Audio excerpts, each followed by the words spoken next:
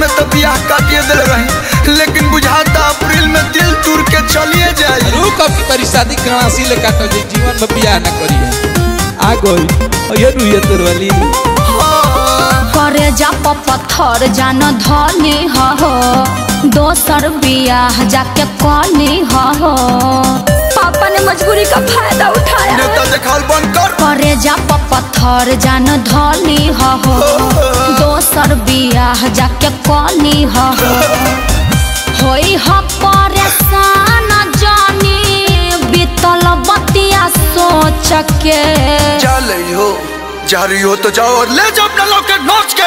भूत धोले लसका ससुरी से सॉरी बोलबू हो या चरा से लोरावा पोछ के। ससुरी से सॉरी बोलबू हो या चरा से लोरावा पोछ के।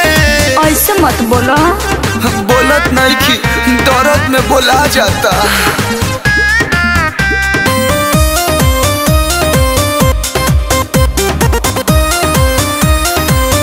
Presented by Adishakti Films.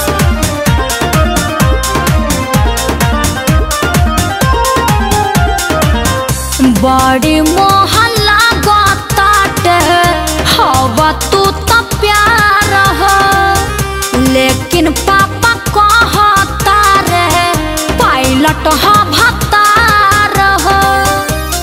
Selfish कहीं की तनिका फायदा खातिर कायदा तू बिगड़ता रू हो।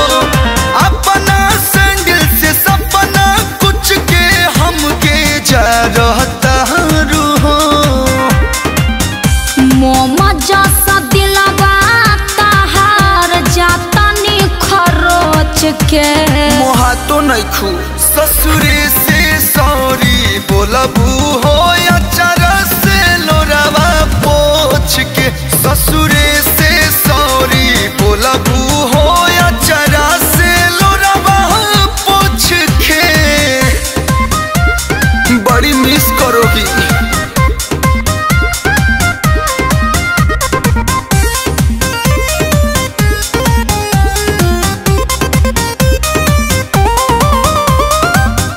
बोनी जस लोरा अपना आँख से बहाव।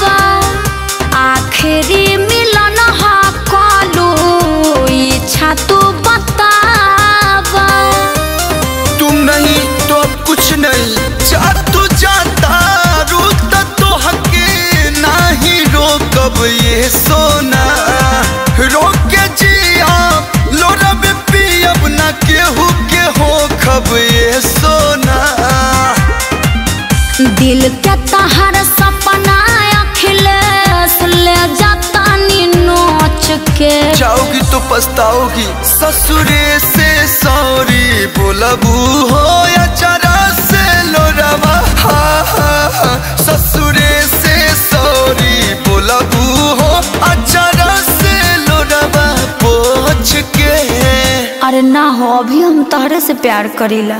छोड़ के जाता रू लइकवा हो ओकर नाम रखिया आरू।